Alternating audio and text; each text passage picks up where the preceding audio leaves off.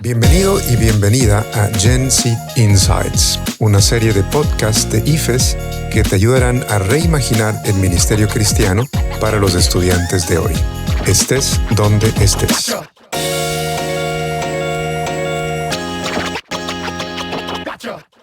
Hola, ¿cómo están todos y todas? Soy Carmen Castillo, secretaria regional de IFES América Latina. Vivo en Santiago de Chile y quiero darle la más cordial bienvenida al primer episodio de Gen Z Insights o Perspectivas de la Generación Z. De verdad, me alegra muchísimo que estén aquí. Hoy empezamos una miniserie que busca responder una pregunta. ¿Cómo podemos entender mejor, acompañar y discipular a los estudiantes de la generación Z en nuestros movimientos estudiantiles? Si has pasado tiempo trabajando con jóvenes, seguro ya lo notaste. Los estudiantes de hoy son distintos. Piensan distinto, viven distinto y eso está bien. Simplemente son parte de una nueva generación, una que ha crecido en un mundo completamente diferente, la generación Z. A nivel global, esta generación es enorme, la más grande del planeta ahora mismo. Y dentro de IFES, muchos estamos viendo que ya no basta con seguir haciendo el ministerio como siempre. Tenemos que detenernos un momento y repensar lo que hacemos, cómo lo hacemos y sobre todo, por qué lo hacemos. Por eso nació esta serie de Gen Z Insights o Perspectivas de la Generación Z. Aquí queremos compartir justamente nuevas perspectivas, historias reales y aprendizajes de toda la familia IFES. En cada episodio vas a escuchar investigaciones recientes, entrevistas inspiradoras y preguntas que te ayuden a reflexionar desde tu propio contexto. Cada episodio de esta serie se basará en un informe que escribió Peter Dry, quien lleva más de 20 años sirviendo en UCCF, el movimiento de IFES en el Reino Unido. Peter viajó por todo el mundo escuchando a estudiantes de la generación Z y luego publicó un informe fascinante llamado Gen Z Insights for Global Student Ministry, un trabajo que realmente vale la pena leer. Y voy a comenzar dándoles un pequeño resumen rápido de lo que nos dice el informe sobre un gran tema, la generación Z y su inmersión digital. Y después escucharemos reflexiones y respuestas de nuestro panel de invitados. Entre los muchos temas que se abordan, hoy nos centraremos entonces en la generación Z y su inmersión digital. Entonces, ¿quiénes son realmente los generación Z? Son personas nacidas entre 1997 y 2012 aproximadamente. Significa que hoy tienen entre 13 y 28 años. Sí, estamos hablando de los estudiantes de hoy y también de los del mañana. Pero lo importante no es solo cuándo nacieron, sino cómo crecieron. Peter explica que una generación no se define solo por las fechas, sino por las condiciones compartidas que moldean su visión del mundo. La tecnología, los eventos globales, los cambios culturales, todo eso influye profundamente en su manera de pensar. Y aquí viene algo clave. La generación Z es la primera que ha crecido completamente conectada. Internet, redes sociales, teléfonos inteligentes, videollamadas, memes, todo eso ha sido parte de su vida desde siempre. En muchos países del sur global incluso han saltado directamente al Internet móvil sin pasar por computadoras tradicionales. Peter contaba que en Timor del Este conoció a jóvenes que nunca habían usado una computadora, pero hacían todo desde el teléfono. Estudiar, conectarse con amigos, incluso participar en actividades de la iglesia. Y aunque los datos, la compra de estos datos son costosos, ellos priorizan estar conectados. Algunos incluso llegan a gastar más en conexión que en comida. Esta conexión constante tiene un impacto profundo en cómo viven la fe. El informe de Peter menciona 3 grandes cambios que vale la pena entender. Primero, buscan autenticidad. La generación Z sabe que lo digital puede ser falso. Ven filtros, fake news, realidades fabricadas, y eso les genera hambre de lo real. Como dijo un estudiante en Irlanda, mis amigos quieren ver que el cristianismo sea real, no solo correcto. Segundo, quieren brevedad, pero con profundidad. Les gusta lo conciso, lo directo, pero eso no significa que sean superficiales. Solo prefieren formatos accesibles, como videos cortos, historias o pequeños testimonios que los inviten a ir más lejos después. Peter contaba de una iglesia en Hong Kong donde muchas chicas comenzaron a asistir tras ver videos en TikTok. Las redes sociales, decía, se convirtieron en rampas de entrada para explorar la fe. Tercero, prefieren estructuras más horizontales. Valoran la transparencia y quieren entender el porqué detrás de las decisiones. En Singapur, por ejemplo, los estudiantes pidieron tener más voz y contexto en la planificación de IFES. Y eso, lejos de ser un problema, ha fortalecido la confianza y la colaboración. Todo esto nos plantea desafíos, pero también oportunidades hermosas. Esta generación tiene acceso a una cantidad de información sin precedentes y, sin embargo, muchos líderes notan que ese conocimiento no siempre se traduce en madurez espiritual. Después de todo, ver un video sobre la oración no es lo mismo que tener una vida de oración profunda. Entonces la gran pregunta es, ¿cómo ayudamos a los estudiantes a pasar del conocimiento a la transformación? ¿Del saber sobre Jesús a encontrarse verdaderamente con Él? Este informe no pretende tener todas las respuestas, y eso es lo hermoso. Está diseñado para iniciar conversaciones, para provocar reflexión y para ayudarnos a imaginar nuevas formas de acompañar a esta generación profundamente digital, curiosa y llena de potencial. Así que con eso los invito a quedarse y a escuchar a nuestro panel mientras juntos seguimos descubriendo cómo servir mejor a la generación Z en este tiempo. Gracias por estar aquí y que disfruten el episodio.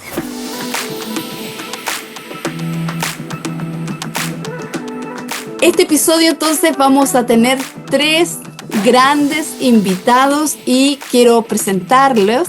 Mi primera invitada, para nosotros en IFES, la más importante, es nuestra querida Vila Hernández. Ella es estudiante originalmente de Sololá, en Guatemala. Tiene 25 años, estudia nutrición en la universidad pública, es parte de una comunidad bautista y como creció en el pueblito de Sololá, se tuvo que mudar a la capital del país para estudiar. Ella es líder estudiantil y parte de la coordinadora de estudiantes, dirigiendo un grupo de estudios bíblicos en su facultad. Le encanta armar rompecabezas, así como a mí, y hacer crochet y caminar alrededor del hermoso lago de Atitlán. Bienvenida, Vila. Vamos a seguir con las presentaciones. Nuestra segunda invitada es nuestra querida Alejandra Ortiz. Ella es originaria de Tijuana, en México. Está casada con Abdiel, quien es staff en Compa, y son padres de 2 pequeñas. Alejandra es secretaria de investigación y de conversaciones globales de IFES. También es una de las líderes del grupo de trabajo de IFES sobre cómo discipular a la nueva generación de estudiantes. Forma parte del equipo directivo para la próxima Asamblea Mundial de IFES y también ha sido invitada en muchas ocasiones como oradora principal de eventos con estudiantes y con el personal de IFES. Actualmente ella está en Oxford, así que desde allá se está conectando, donde realiza una visita de investigación para su doctorado que analiza a las mujeres que fueron pioneras en los movimientos IFES en América Latina. Y finalmente, pero no por eso menos importante, está nuestro querido Esteban Améztegui. Él es coordinador global de recursos y de oración en Lanham Predicación. Colabora con el equipo de Lanham Connect, adaptando recursos de predicación para públicos y generaciones diversas, y ayuda a coordinar los clubes de predicación en Lanham en Bolivia. Él desarrolló un panel asesor juvenil para Lanham Predicación y está vinculado con Lanham mucho tiempo, mucha parte de su vida, y partió a los 17 años trabajando en el club de predicación de su tierra natal. Además, es coautor de un nuevo libro de Lanham sobre la predicación en parábolas, que pueden encontrarlo en lanhamliterature.org. Y ha sido también un invitado para distintos podcasts acerca de la generación Z. Y algo muy importante también, él tiene un podcast cristiano llamado Subversivo, donde explora temas que a menudo se evitan dentro de la iglesia, así que ahí ustedes lo pueden ubicar por todas las plataformas. Y dentro de la familia IFES, bueno, él es hijo de un ex secretario general de Bolivia, nuestro querido Igor Améztegui, y aunque tiene 30 años, entonces ya no sería propiamente tal de la generación Z, pero es una persona que conoce mucho al respecto. Así que bienvenidos todos a este podcast. Estamos muy agradecidos de que estén aquí. Vamos a iniciar entonces con algunas preguntas para compartir. Y la primera que me gustaría escucharles es ¿cómo han presenciado la inmersión digital en los estudiantes con los que trabajan o con los que están vinculados en su contexto? Hola a todos, gracias por tenerme aquí con ustedes, es un gusto. Pues yo creo que noté una gran diferencia a partir de la pandemia, definitivamente. Así que incluso, aunque yo estuve expuesta a plataformas digitales desde antes creo que la pandemia nos llevó a necesitarlas. Entonces creo que a partir de la pandemia, por causas de estudios, incluso en nuestras comunidades como las iglesias, los grupos de jóvenes, nos fuimos adaptando todos a estar buscando a usar más las plataformas digitales, las redes sociales. Recuerdo que antes de la pandemia yo nunca había oído que era Zoom, entonces después de la pandemia, bueno, ahora ya todos sabemos que es Zoom y pues solo puedo ver, por ejemplo, en cualquier momento que haya, por ejemplo, un problema en la universidad y se cierra, ya todos tenemos como una herramienta a la cual acudir, que antes creo que era muy difícil verla como una opción, no se veía como una opción. Muchas gracias, Vila. Efectivamente, creo que la pandemia nos obligó a todos a sumergirnos digitalmente, pero dentro de esta generación Z, donde están todos conectados siempre, es interesante ver cómo cómo tu generación está conectada de una manera tan natural, ¿no? No sé si hay alguien más que quiera compartir, quizás Esteban. Bueno, en realidad, en mi contexto, es inevitable ver en los almuerzos familiares a los primos más jóvenes estar siempre pegados en el celular, capaz sentados uno al lado del otro, o estar frente a frente y en vez de hablarse el uno al otro están comunicándose a través de un videojuego que se conectan juntos o con el propio chat. Entonces eso es algo un poco chocante para los que vienen de una generación antes como los millennials, pero se puede ver una inmersión más profunda y también con cualquier duda o estás en una conversación y surge alguna pregunta sobre cómo habrá surgido tal cosa o quién habrá sido el inventor de esto, y rápidamente ya ni siquiera van a Google, sino directamente con ChatGPT tienen la forma de encontrar una respuesta, ¿no? Entonces eso ha cambiado mucho y yo creo que también sucede con cosas bíblicas, preguntas que probablemente tengan, en qué años habrá escrito eso, cuál habrá sido el contexto histórico, cómo habrá sido la sociedad en ese entonces, lo resuelven muy fácilmente acudiendo a la inteligencia artificial o a recursos digitales. Sí, es cierto. Recuerdo una vez mi hija me pidió ir a ver a una amiga y de pronto la vi sentada a las dos, una al lado de otra con sus teléfonos. Mi hija es de la generación Z. Y entonces yo le dije, bueno, pero ¿para qué me pediste juntarte con tu amiga? No, no, si estamos jugando, estamos aquí en el mismo mundo, pero jugando a través de los teléfonos. Sí, muy cierto es. También otra cosa que sucedió aquí en Chile, tuvimos elecciones hace poco y un canal de televisión de noticias decía que los jóvenes de la generación Z le estaban preguntando a ChatGPT por quién votar. Y eso puede ser, wow, muy increíble las respuestas que pueden haber recibido. Muy bien. Bueno, otra de las ideas justamente que compartió Peter es sobre este cambio que está viviendo esta generación hacia la autenticidad, hacia la brevedad, pero con profundidad, y el hecho de tener jerarquías mucho más horizontales. ¿Cuáles de estas tendencias reconocen con más facilidad en su contexto? Pensaba que, bueno, definitivamente no soy parte de la generación Z, soy millennial, pero me toca caminar con varios obreros, líderes estudiantiles de diferentes partes que son parte de la generación Z y puedo ver claramente, o sea, este deseo por querer estar seguros como decía el reporte de Peter Day, que esto es verdad y que vale la pena en un sentido. Entonces, creo que antes estaba presente, o sea, siempre creo que ha habido un deseo por lo auténtico, por la integridad, o sea, de verlo, pero definitivamente, o sea, creo que observo yo también, o sea, cómo hay este deseo de comprobar, pero de verlo, ¿no? De ver cómo esto realmente tiene sentido en un marco más amplio, ¿no? Y creo que una de las cosas también que me ha llamado la atención es como, si bien en algunos contextos en América Latina seguimos siendo sociedades con jerarquías claras y como sigue habiendo mucho, en un sentido, mucho respeto por el que es más adulto o el que es mayor,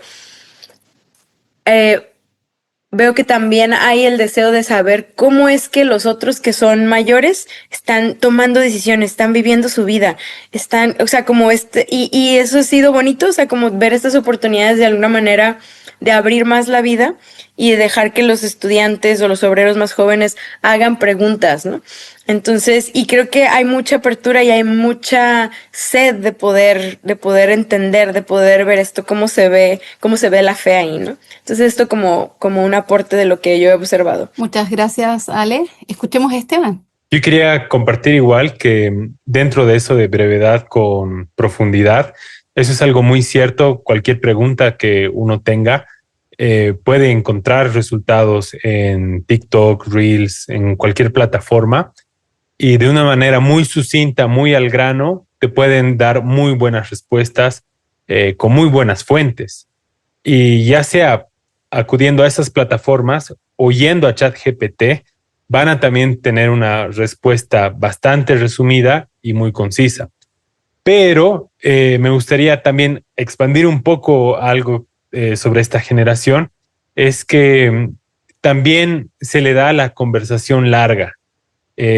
A veces creo que pensamos como que la nueva generación digital y que solo ve contenido y así va a ingresar a nuestra iglesia porque vio nuestros videos y cosas por el estilo. Pero me gustaría añadir que a veces también esta generación necesita comunidad y a mí me parecen mucho más interesantes las oportunidades para formar comunidad que tiene el mundo digital. Les doy un ejemplo, un grupo de jóvenes que estuvimos liderando junto a mi esposa y otros amigos. Una vez a la semana compartíamos una reflexión de en esta semana, ¿cómo has visto Dios obrar en tu vida? Y la segunda pregunta era, ¿cómo podemos orar por ti? Y a medida de cómo las personas tenían tiempo para poder responder, nos manteníamos al tanto de la vida de los demás y sabíamos un poco en qué están y cómo podríamos colaborarnos unos a los otros.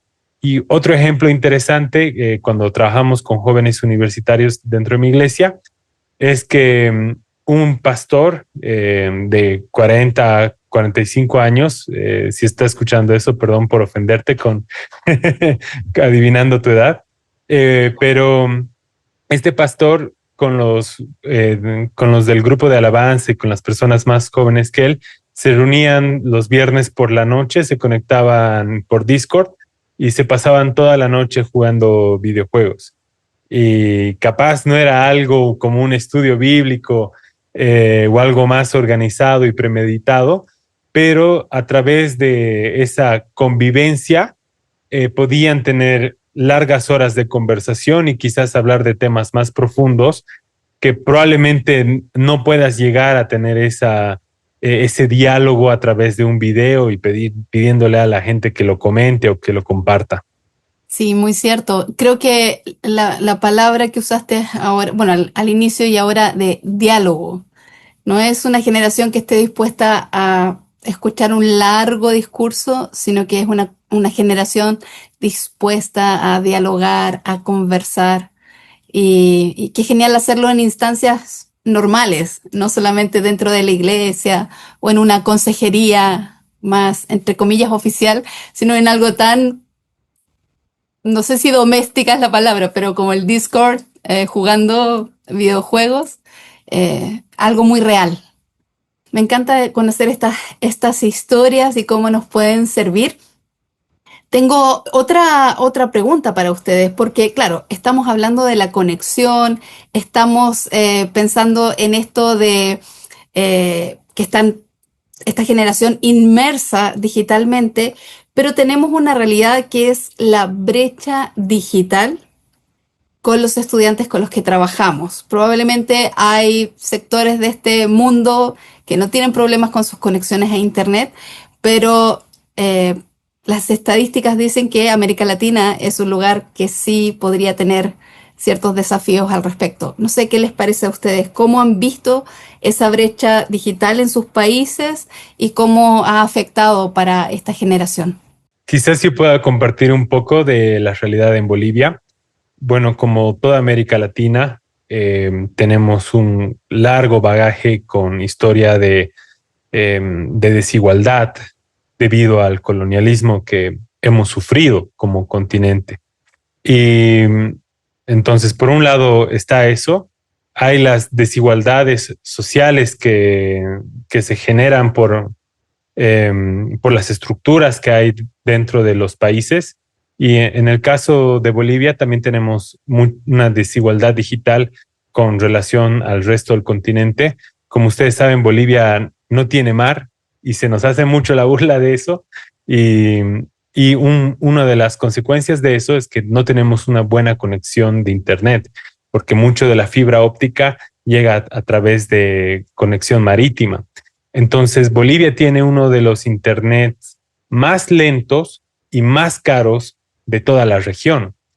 Y dentro de eso también, si bien se ha dado muchas facilidades para que sea algo más accesible, realmente se puede ver en un día a día los privilegios y las ventajas que tienen ciertos sectores en comparación a otros. Dentro de eso yo puedo mencionar, ahora Bolivia está pasando por una crisis inflacionaria. La moneda local ha perdido mucho el valor y muchas personas jóvenes, familiares de la generación Z, mis propios familiares, que tenían una carrera y la universidad terminada, no se están dedicando a sus profesiones y están trabajando en call centers a un precio mucho más bajo de lo que las empresas pagarían en sus propios países, pero es un sueldo muy por encima de lo que gana alguien en la calle acá en Bolivia, ¿no? Y somos un país que el 70% de la economía es informal. Entonces, todos estos cambios generan un gran impacto en la economía y en la vida de los jóvenes, ¿no?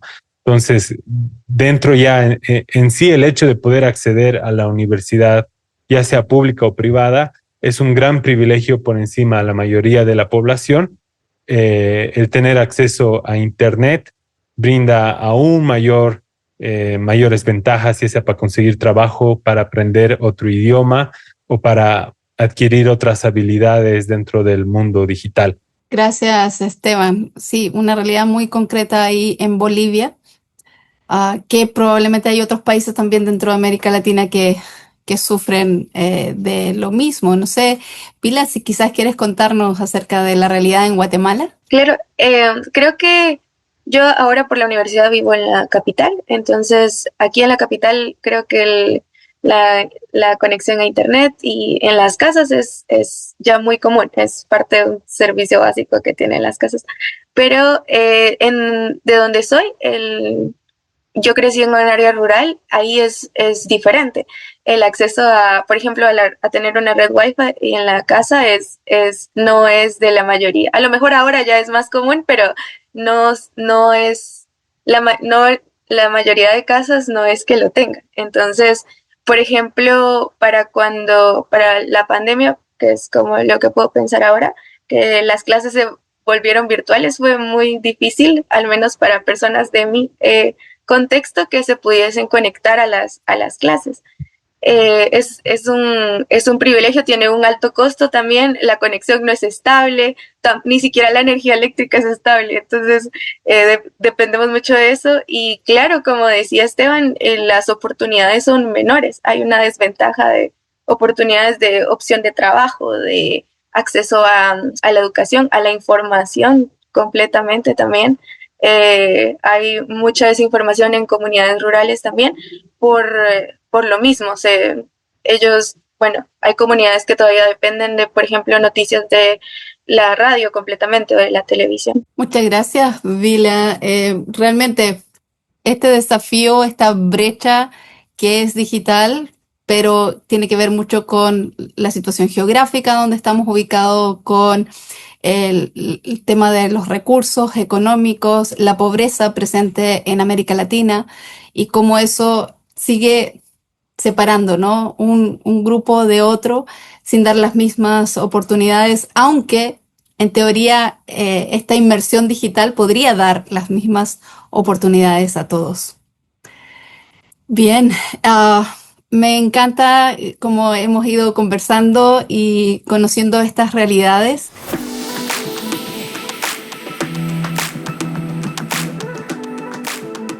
Muy bien, vamos a ir a la última pregunta de este podcast y que es justamente lo más desafiante cuando hablamos de la inmersión digital y este acercamiento hacia la fe, que vamos a hablar también en los próximos podcasts. Pero la pregunta es, ¿cómo podemos ayudar a los estudiantes a pasar de la mera información a una sabiduría divina? O sea, sabemos que eso ocurre digitalmente o directamente de un libro, de un seminario, pero este desafío, ¿no? De saber cosas a efectivamente tener esta sabiduría divina, de simplemente conocer de Jesús a un encuentro verdadero con Él. Y añadir, ¿no? Si es que hay formas de ayudar a esta generación Z a adoptar un ritmo más lento en la formación de su fe sin perder el compromiso, porque de pronto como que queremos tener todas las respuestas así muy rápido y en realidad necesitamos un desarrollo que va con el tiempo, entonces no queremos perder su compromiso. Tal vez acá podría comenzar. He estado pensando bastante en estas preguntas o alrededor de estas preguntas, ¿no? Porque sí, hay tanta información, pero el tener tanta información no significa que sabemos qué hacer, ¿no? Entonces, y en un sentido, o sea, como también hay mucha información sobre la fe y sobre Jesús mismo, ¿no? pero eso tampoco significa que por saber mucho le conozco personalmente, o sea, mejor tampoco, ¿no? Pero creo que las preguntas de esta generación de alguna manera también son buenas ayudas para confrontarnos con el engaño de que la mucha información nos lleva al conocimiento profundo o a la sabiduría, ¿no? Porque en un sentido, el llenarnos de información o de conocimiento no necesariamente nos va a dar las mejores respuestas, pero cuando ya los tenemos todas y no sabemos qué hacer, tenemos entonces una oportunidad particular de decir, no sé, necesito ayuda, ¿no? Y de descubrir o de reconocer que nuestro Dios es un Dios que da sabiduría, o sea, que da sabiduría a aquellos que la piden, ¿no? Y que Jesús también es la sabiduría misma de Dios, ¿no? Entonces creo que ahí donde están estas como necesidades profundas de esta nueva generación es donde tenemos oportunidades muy especiales o muy particulares, nosotros que hacemos trabajo con estudiantes, de apuntar, ¿no?, a esas preguntas, ¿no? Pero claro, las respuestas no son automáticas, no les vamos a dar más información a los estudiantes en ese sentido, sino que entonces más bien abrimos tal vez conversaciones o invitamos a cosas que son bien contraculturales o contraintuitivas, como ir más despacio, el silencio, una espiritualidad que también recoge o que también acoge las emociones, ¿no? Que también reconoce lo que estamos sintiendo. Y claro, todas esas cosas de pronto a veces creo que como cristianos se nos hacen como difíciles, o sea, como raras a veces inclusive, pero creo que son las cosas que también los jóvenes hoy, los estudiantes hoy están queriendo explorar, y muchas veces la fe que han recibido no alcanza para poder darle sentido a esas cosas desde la fe misma, ¿no? Desde la fe en Jesús.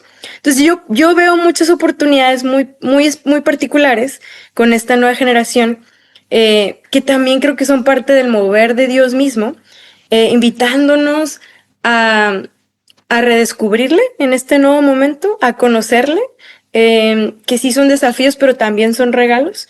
Y tal vez termino con esta reflexión de mi parte, que creo que estamos en una oportunidad especial de nuevamente encontrarnos con una fe más integral, ¿no? Porque no estamos haciendo solamente énfasis en un conocimiento racional, como muchas veces nuestra fe cristiana se ha comunicado, sino nos está llevando, nos está invitando a una espiritualidad que integra toda la vida, que integra las relaciones, las emociones, las decisiones, y que en ese sentido nos desafía profundamente, ¿no? Entonces, aquellos que trabajamos con estudiantes, por ejemplo, no se trata de qué tanto conozco, se trata de cómo estoy viviendo, ¿no? Entonces, y creo que ese es un desafío bonito, porque al final el discipulado no es haberle dicho a Jesús una vez, te sigo, sino decirle a Jesús, te sigo toda la vida, ¿no? Entonces, veo desafíos grandes, a los cuales no hay respuestas rápidas, pero veo conversaciones que se abren y oportunidades especiales, ¿no?, para esta nueva generación. Muchas gracias, Ale. Sí, excelente reflexión en cuanto a esto de las oportunidades que tenemos con los estudiantes y cómo realmente compartir a Jesús no se convierte en un checklist, como que, ok, ya dije lo que tenía que decir y ahora está en tu lado de la cancha el balón, sino que es un proceso, un caminar, como mencionabas. Quisiera escuchar a Esteban y a Vila también, que nos pueden aportar. Ok. Pues sí, creo que es todo un reto y seguimos aprendiendo. Creo que uno de los grandes retos para nosotros al volver a la universidad presencial fue esto, como cómo pasamos de los HEBs, en donde nos permitía, de los grupos de estudio bíblico, así les llamamos acá, de reunirnos de todas las regiones a que los chicos lleguen y podamos como tener un espacio presencial, ¿verdad? Y yo creo que en medio de toda la facilidad que trae la tecnología y todas las plataformas, creo que los jóvenes, bueno, ahora se valora mucho esto, como el contacto de uno a uno, las pláticas. Entonces, como creo que la tecnología y las plataformas son una herramienta que muy valiosa, en donde podemos, como mencionaba Carmen en la introducción, como es una rampita para nosotros en un muro, pero ¿qué vamos a hacer a partir de eso? Entonces, puedo pensar cómo aprovechamos eso como para tal vez como conectar con algunos chicos, pero después de eso intencionar y ver, buscarlos, ¿no?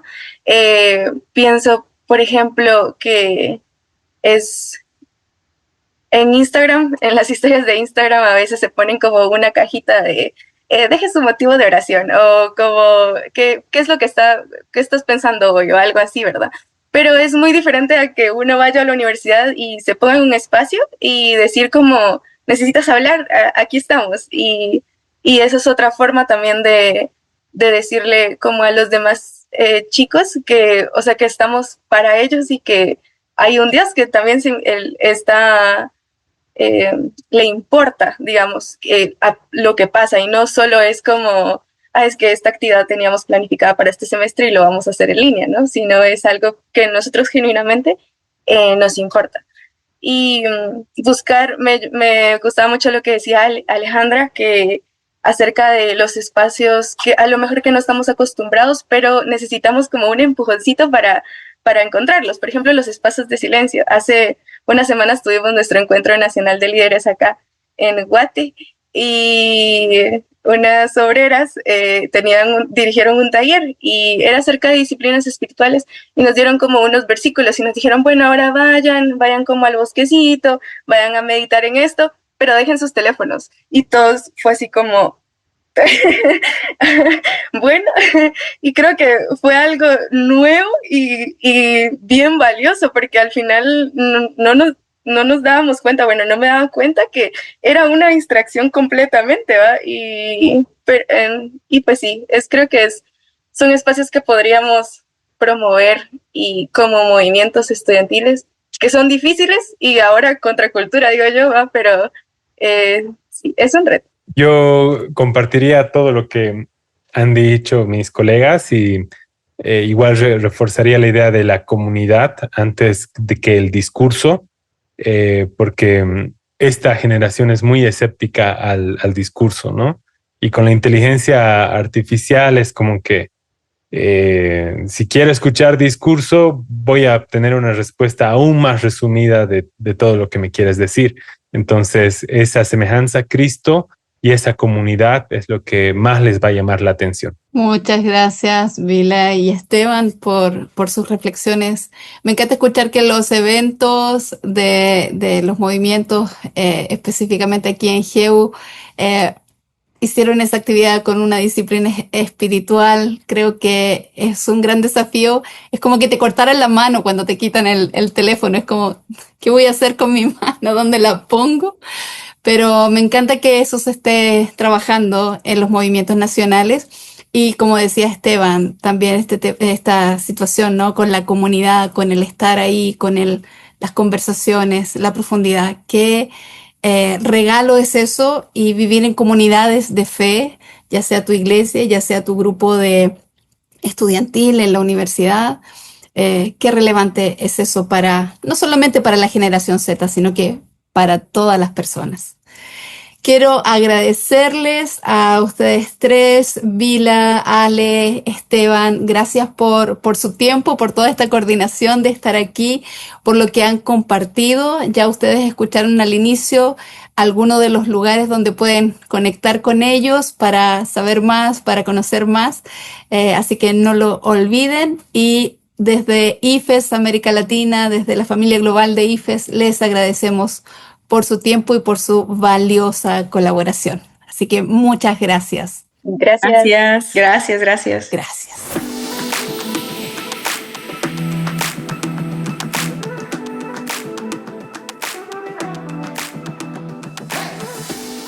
A quienes nos escuchan, gracias por acompañarnos. Les animo a continuar reflexionando y conversando sobre este tema en su propio contexto. Tenemos más recursos para ayudarles a hacerlo. Visiten el sitio web de IFES en ifesworld.org y busquen el sitio web Gen Z Insights, donde encontrarán el informe de Peter, reflexiones sobre el estudio bíblico y recursos útiles de toda nuestra comunidad.